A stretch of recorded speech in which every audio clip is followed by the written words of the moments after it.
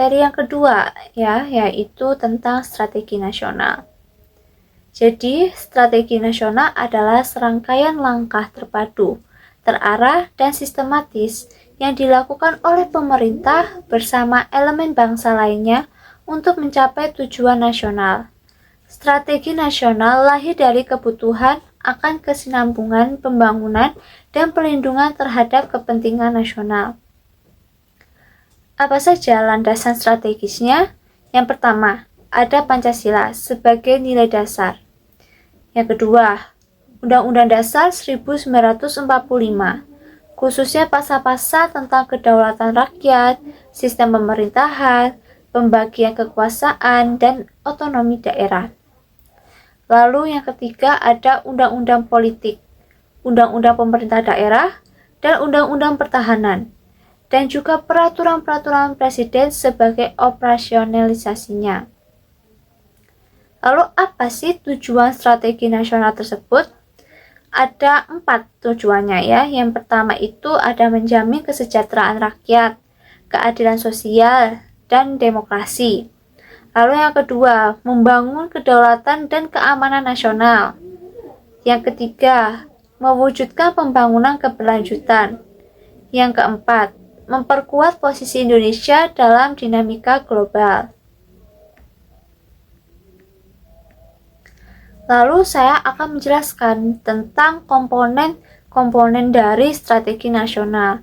Di sini ada 6 komponen, yang mulai dari politik, ekonomi, ideologi, hukum dan HAM, pertahanan dan keamanan, terakhir adalah sosial budaya.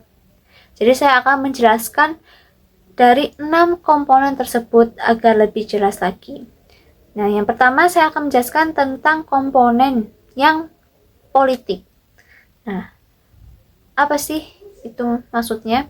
Jadi yang politik ini seperti membangun sistem politik yang demokratis, stabil, dan anti korupsi.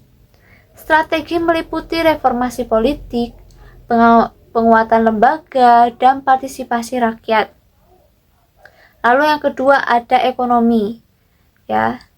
Itu mulai dari strategi jangka panjang menuju ekonomi inklusif. Dengan penguatan UMKM, kedaulatan pangan, hilirisasi industri, dan pengembangan ekonomi digital.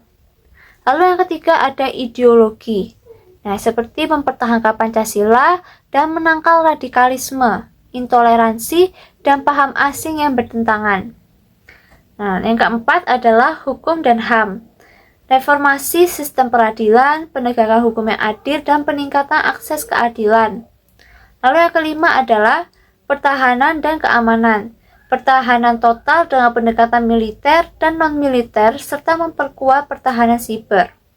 Yang terakhir adalah sosial budaya, seperti pelestarian budaya lokal, perlindungan nilai-nilai tradisional, dan juga pemberdayaan masyarakat adat. Lalu di sini saya akan menjelaskan tentang implementasi dari strategi nasional. Ada 3.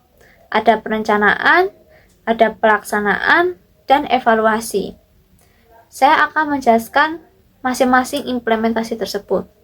Ya, yang pertama ada perencanaan melalui RPJMN, rencana strategis kementerian, dan regulasi tematik.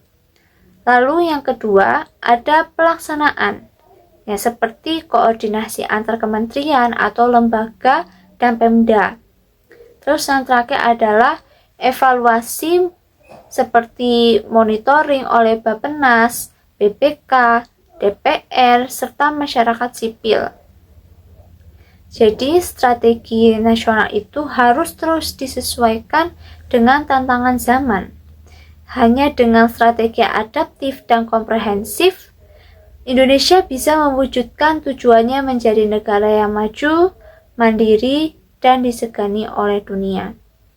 Mungkin itu materi yang bisa saya sampaikan tentang strategi nasional.